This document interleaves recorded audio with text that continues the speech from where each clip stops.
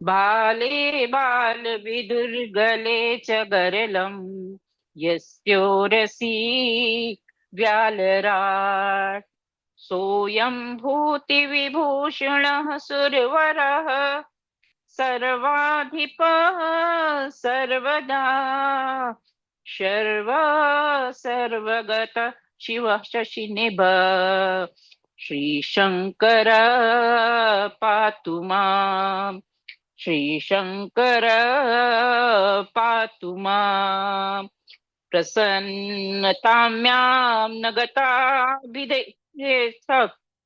प्रसन्नताम्यां न गताभिषेकत् तथा न ममले वनवास दुःख मुखाम्बुज श्री रघुनंदनस्य मे सदास्तु सा मंजुल प्रदा नीलाम्बुज श्यामल कोमलांगम सीता समारोपित वाम भागम पाणो महासायक चारु चापम नमामि रामं रघुवंशनाथम नमामि रामं रघुवंशनाथम। स्वस्ति न श्री गणेशाय नमः श्री सरस्वत्यै नमः। सीताराम समारंभा अस्मदा रामानंदार्य मध्यमा अस्मदाचार्य पर्यन्तां वंदे गुरु परंपरां वंदे गुरु परंपरां।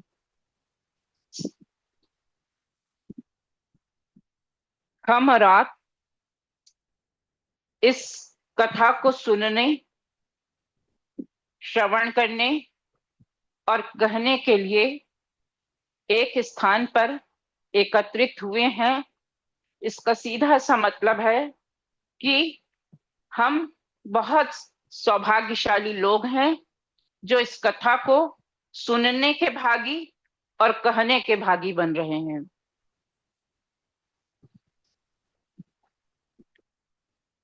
कथा का विश्राम हमने पूर्व में उस जगह किया था जहां देवता राम जन्म की प्रार्थना करते हैं, अवतरण की, जन्म कहना उचित शब्द नहीं होगा, श्री रामचंद्र के अवतरण की प्रार्थना देवता करते हैं और भगवान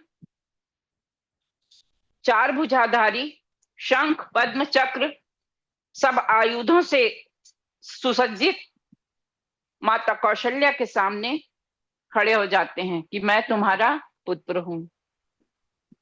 माता अचंभित है क्योंकि माँ का ममत्व शिशु रूप में पुत्र को पाने का था। इतना बड़ा पुत्र सामने खड़ा होगा ये तो कल्पना में भी नहीं था। भगवान पूछते हैं क्या करूं कैसे करूं। माँ बताती हैं कि भाई रो और मेरी गोद में आ जाओ। तो भगवान वैसे के वैसा करते हैं जैसे माता कौशल्या बताती जाती हैं। रोने की आवाज सुनकर दासियां जो किवाड़ पे कान लगाए खड़ी थी कि कब, राजा भी विचलित हैं, बेचैन है कि कब खबर आए कि पुत्र का जन्म हो चुका। पुत्र जन्म की खबर सुनते ही सब भागी भागी एक दूसरे की होड़ में एक दूसरे को पीछे करती हुई भागी जाती हैं कि हम पहले सुनाएंगे ये खबर, हम पहले सुनाएंगे। ये तो बात राजभवन की थी। पूरे अवध की स्त्रियां अपने अपने गुट बनाकर चली आती हैं कि दौड़ी दौड़ी, कोई श्रृंगार करी, कोई आधा श्रृंगार करी, कोई बिना बाल संवारे ही दौड़ी चली आई कि हमारे श्री राम का जन्म हुआ है, हमारे पुत्र का। हम अवध नगरी धर्म की नगरी है, ये राजा, वहां के राजा ने ही प्रस्तुत कर दिया था कि अवध नरेश धर्म धुरंधर हैं।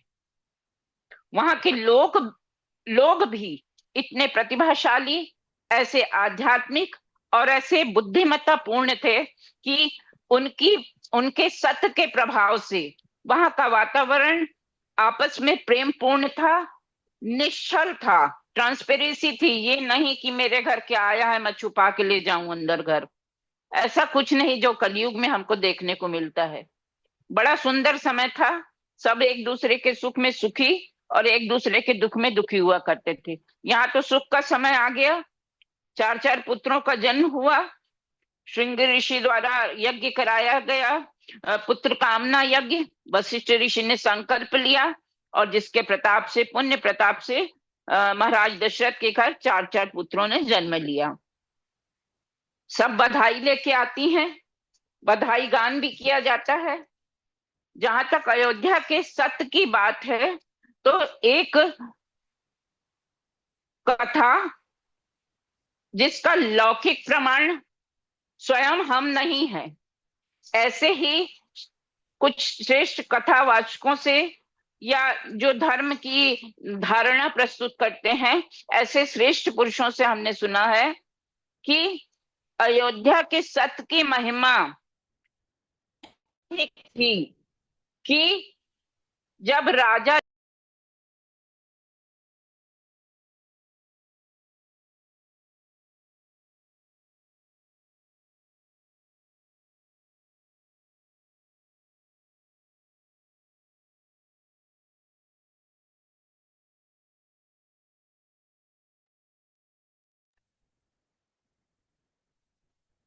था उनका,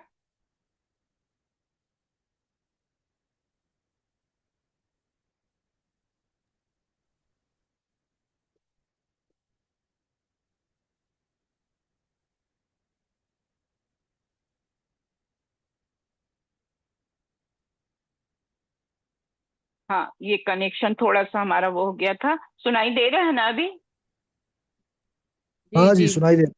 हाँ हाँ। तो बात उस समय की है जब मिथिला में अकाल पड़ा था और 12 वर्षों से पानी नहीं गिरा था।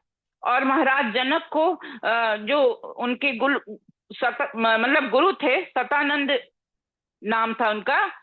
इसमें भी चर्चा में आया है कि सतानंद जी ने आज्ञा दी विवाह के समय का, जो उदाहरण है उसमें।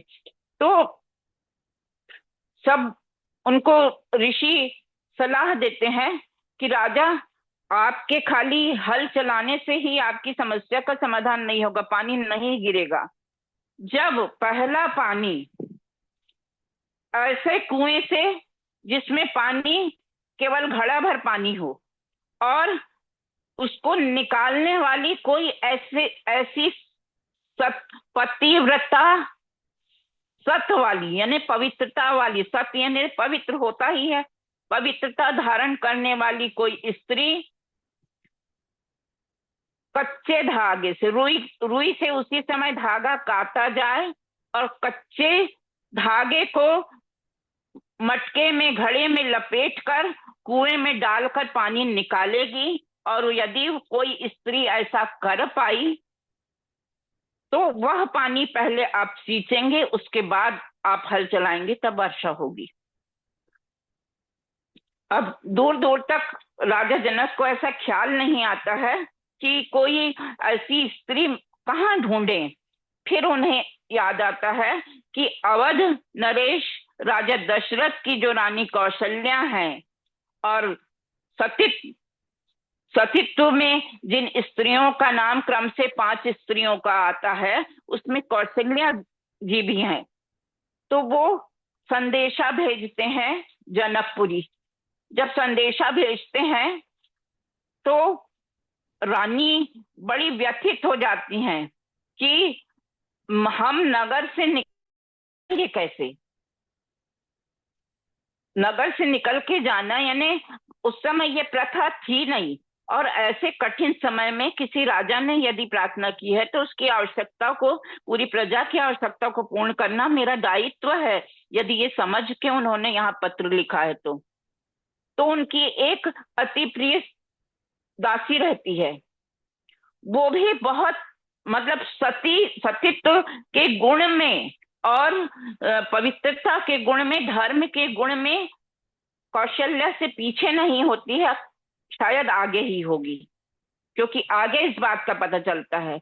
तो वो रानी कौशल्या से कहती है, दासी उनकी, कि आप बिल्कुल चिंता न करें, बस आप अपने कपड़े मुझको दे दीजिए, और जैसे आपके जाने की व्यवस्था, आपके इस नगर से दूर जाने की व्यवस्था जो राजा करते हैं वैसी व्यवस्था करवा लीजिए, उनसे भी मत बताइए, उनसे भी कहिए कि कोई धार्मिक काम है और सहयोग देना है।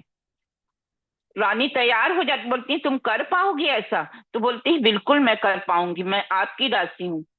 वो रानी के कपड़े पहनती है दासी, और लंबा सा मतलब घूंघट निकाल के और जाती है मतलब सब सैनिकों के साथ, सब लोगों के साथ पहुंचती है वहां। तो अ, राजा जनक जो हैं वो तो यही जान रहे हैं कि ये रानी कौशल्या है जो हमारे निमंत्रण पे आ गई है हमारी सहायता करने।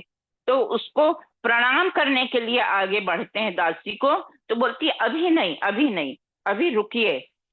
तो राजा सोचते हैं शायद पानी वानी निकाल लेंगी तब शायद अपने मतलब सम्मान करने की आज्ञा देंगे। कच्चे धागे की पोनी से कच्चा धागा बनाती है वो दासी, मटके में बांधती है और मटके में पानी निकाल के राजा राजा जनक को देती है। राजा जनक वो पानी सींचते हैं, उसके बाद हल चलाते हैं और वर्षा होने लगती है। तो राजा दश जो जनक हैं वो मतलब रुआसे हो जाते हैं खुशी के मारे कि कितनी बड़ी समस्या मेरी प्रजा की हल हुई जो मैं नहीं कर पा रहा था। और उस दासी के चरण छूने के लिए आगे बढ़ते हैं। तब वो अपने पैरों को पीछे करती है और अपना जो घूंघट है वो उठाती है, बोलती है ये पाप मत करिए राजन, मैं दासी हूँ, मैं कौशल्या की दासी हूँ। तब राजा जनक पूरी प्रजा के सामने बोलते हैं, जिस माता कौशल्या की दासी इतनी पवित्रता को धारण किए हुए है, वो रानी कौशल्या जी कितनी सतीत्व, पतिव्रत धर्म और पवित्रता को धारण करने वाली होंगी। इस बात का पता दासी से चल गया कि दासी वो काम कर गई जो मैंने रानी कौशल्या के लिए कहला भेजा था। तो ये प्रसंग इसलिए अभी याद आ गया कि माता कौशल्या की ही बात चल रही है और उनके ही पुण्य प्रताप का फल था जो श्री रामचंद्र जी उनके पुत्र बनकर पैदा हुए। नहीं तो कैकेयी माता तो बहुत मतलब गुणों में, रूप में और बाकी चीजों में माता कौशल्या से आगे थी सिवाय सत के। तो उनके भी पुत्र बन के हो सकते थे राम, पर उनके पुत्र भरत जो धर्म को धारित करते हैं, राम मर्यादा को धारण करते हैं, भरत धर्म को धारण करते हैं। दोनों पुत्रों में कोई होड़ नहीं, कोई गुणों का वो नहीं है। पर एक बात कहने के लिए है कि राम जो है कैकेयी के पुत्र भी हो सकते थे, पर कौशल्या के पुत्र वो इसलिए हुए कि कौशल्या में वो पुण्य प्रताप था, कौशल्या में वो गुण थे, वो सतीत्व था। अब जब शंकर भगवान और काकभूषुंड जी गोद में लेके और चरण छू के, हमारी कथा वहीं तक उस समय विश्राम ली थी कि काकभूषुंड जी बोलते हैं भाई रानी बोलती है कौशल्या कि देखो तो हमारे पुत्र की हाथ की रेखाएं क्या कह रही हैं। तो वहां से देखते हैं, भवन जिस भवन में जाते हैं वहां से बाहर बैठा के आए रहते हैं काकभूषुंड जी को, और काकभूषुंड जी मन ही मन बोलते हैं लेके हम आए हैं और दर्शन ये कर रहे हैं। तो ध्यान आता है भगवान शंकर को, भगवान शंकर बोलते हैं कि अब किसी भी तरीके से उनको भी अंदर बुलाना ही पड़ेगा। उनको अंदर बोलते हैं भाई ये विद्या हमको उतनी अच्छे से नहीं आती है, हम तो पैर की रेखाएं पढ़ते हैं, हमारे जो साथी हैं वो हाथ की रेखाएं बहुत अच्छा पढ़ते हैं। काकभूषुंडी को भी अंदर बुलवा लेते हैं और दोनों जितनी देर तक आनंद ले सकते हैं उतनी देर तक बातें बना बना के खूब अच्छी अच्छी बातें माता कौशल्या को बताते हैं कि ये पुत्र आपका बहुत प्रतिभाशाली होगा, बहुत गुणों की खान होगा और समस्त जो इस ब्रह्मांड से जितने भी जो असुर प्रवृत्ति वाले लोग हैं उनका नाश करेगा। इस तरह दिन बीतते हैं। बालकाल की क्रीड़ाओं में कृष्ण का बालपन सूरदास जी ने जितने बढ़िया और अपने अधिकांश जो रचना के अंश हैं वो छोटे कृष्ण, बाल कृष्ण की छवि को उकेरा है। तुलसीदास जी ने जो भक्ति दास भाव की है, सूरदास जी ने भक्ति जो की है वो सख्य भाव की है, पर तुलसीदास जी ने दास में तोरा करो सो बेगी, दास में तोरा कहा ही है उन्होंने शुरू में, तो दास भाव की भक्ति की है। और यही कारण है कि जो बाल काल के चरित्र हैं उसमें एक दो वर्णन जो है, जो विशिष्ट बालपन को, श्री रामचंद्र जी के बालपन को बताते हैं, वो उनमें से एक आपके सामने कहने जा रहे हैं हम, कि तैयार करके नहला धुला के काजल टीका करके पालने में भगवान को सुला देती है राम को कौशल्या माता, और भगवान की पूजा करने के बाद, भगवान को भोग लगाने के बाद कोठरी का दरवाजा बंद कर देती हैं, लगा देती हैं बाहर से, कि पूजा के बाद उस कक्ष में कोई नहीं जाएगा। अब देखती हैं कि ये तो सो रहा है चुपचाप, फिर सोचती हैं कि आज ये शायद काम रह गया, फिर से पूजा की जो कोठरी रहती है उसको खोलती हैं और देखती हैं तो वहां भगवान बैठ के भोग खाते रहते हैं, क्रीड़ा करते रहते हैं एकदम बाल सुलभ। फिर दौड़ के इधर आती हैं तो देखती पालने में सो रहे हैं। उसके बाद जिधर नजर जाती है उधर भगवान दिखाई देते हैं बाल रूप में। तो बाल रूप का एक यही वर्णन हमारे हिसाब से विशिष्ट था, जो उसमें भी भक्ति का भाव है कि माता कौशल्या बोलती हैं कि मैं इनकी मन में धारण करती, कि मैं इनकी इनकी इस लीला को किसको बताऊं, भाई कोई विश्वास तो करेगा नहीं, पर वो दृश्य कौशल्या ही देख सकती हैं, उन्हीं का पुण्य है जो उनको ये दृश्य दिखाता है। बाकी सब तो सामान्य दृष्टि वाले रहते हैं, वो ये सब देख नहीं पाते हैं, पर भगवान के रूप के दर्शन 2 या 3 बार पूरे रामचरितमानस में कौशल्या जी ने की है। बाल चरित यूं ही बीतता है, किशोर अवस्था, नामकरण भी बीच में है बाल काल के चित्रण के साथ ही, कि पूरे संसार का जो भार हरण करेगा, पूरे धरती का भार हरण करेगा, धरती का पालन पोषण करेगा, धरती के लोगों को एक मार्ग प्रशस्त करके जाएगा, ऐसा बालक का नाम गुरु वशिष्ठ राम रखते हैं। भरत अपने नाम की तरह ही धर्म का पालन करने वाला, पालन पोषण करने वाला। बीच में एक पंक्ति है भरत के हिसाब से ही, नामकरण जहां पे है वहां पे सबके लिए दिया गया है कि शत्रुओं का हनन करने वाला शत्रुघ्न नाम रहेगा। लक्ष्मण जो श्री राम के चरणों के अनुसरण करेगा, जो राम के जो चिन्ह छोड़ते जाएंगे उस पर चलेगा, वो बालक होगा लक्ष्मण। तो इस तरह नामकरण की प्रक्रिया भी होती है। नामकरण एक संस्कार होता है जिसमें कुल गुरु जो आते हैं और वो राजा उनको आदेश दे देते हैं कि आप अपने विवेक के अनुसार मेरे पुत्रों का नाम रखिए। तो इस प्रकार वो नाम रख के जाते हैं। किशोर अवस्था में गुरु के यहाँ ये शिक्षा दीक्षा भी ग्रहण करने जाते हैं, और उसमें कई प्रकार की एक दूसरे से मतलब थोड़ी सी जो क्या वैचारिक मतभेद बच्चों में आपस में रहता है, वो बिल्कुल जरा सा दिखाया कि वो बालपन दिखाने के लिए, किशोर अवस्था दिखाने के लिए, नाम मात्र को। उसके बाद जब घर आते हैं और पता चलता है राजा दशरथ को कि ऋषि वाल्मीकि आए हैं, राजा के मन में उसी समय एक बात उठती है कि वाल्मीकि ऋषि जब जब आते हैं तब कुछ मांग के ले जाते हैं, जाने कौन सी बात वो करें, पर फिर उस बात से अपना ध्यान हटा लेते हैं और आदर पूर्वक ऋषि को अपने भवन में लेके आते हैं और प्रणाम करते हैं, सत्कार करते हैं, सम्मान करते हैं और उचित आसन देकर उनको बैठाते हैं। फिर अपने चारों पुत्रों को बुलवाते हैं और बोलते हैं कि इनको प्रणाम करो।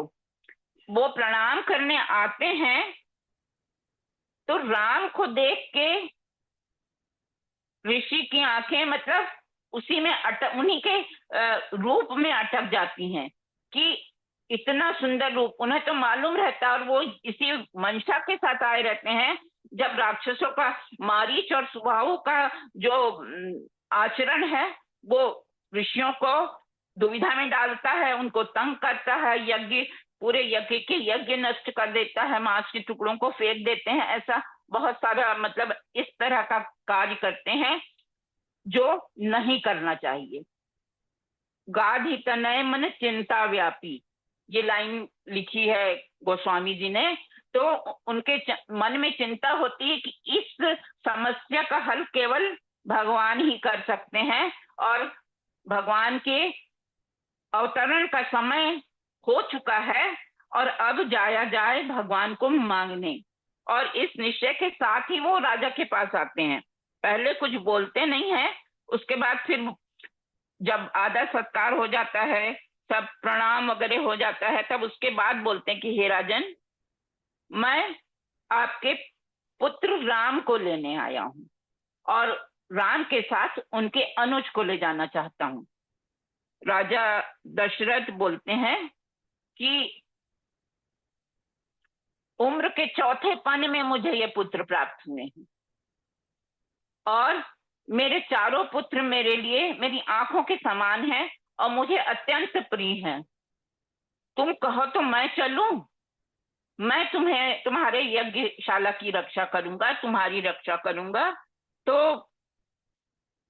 मानते नहीं हैं और बोलते हैं नहीं, राम को और राम के अनुज को ही ले जाने आया हूं। राजा दशरथ बोलते हैं ऐसा करो, तुम मेरे और दो पुत्रों में से, मेरे चारों में से और कोई दो पुत्र ले जाओ। राम मेरा ऐसा पुत्र है जिसको देखे बिना मेरा पूरा दिन नहीं बीतता, जिसको देखकर मैं उठता हूं और जिसको देखकर ही मैं सोता हूं।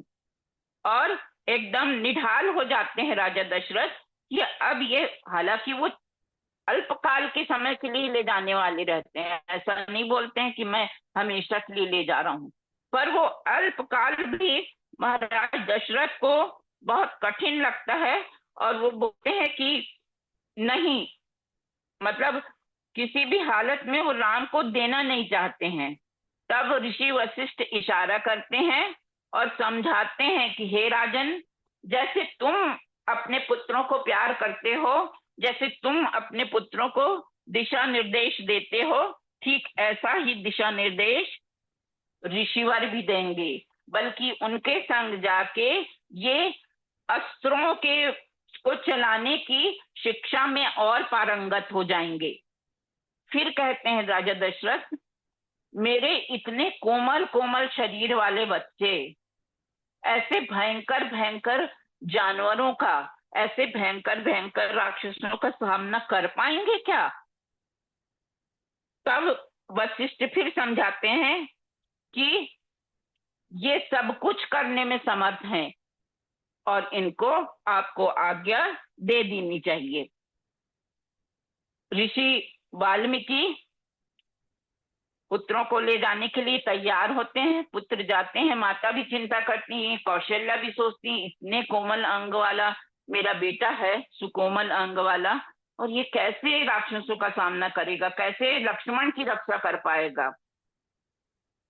वो राम से ज्यादा लक्ष्मण के बारे में सोचती है, क्योंकि राम बड़े हैं, राम के ऊपर ये जो है कार्य है ना कि जो बड़ा है वो देखेगा छोटे को, तो वो भी सोचती हैं। फिर वो राम उनको मतलब धैर्य दिलाते हैं कि आप चिंता मत करो, हम सकुशल लौट के आएंगे।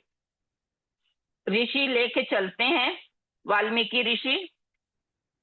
रास्ते में गंगा गंगा नदी पड़ती है, गंगा नदी में स्नान करते हैं, स्नान करके तरोताजा होके फिर आगे बढ़ते हैं और उस स्थान की ओर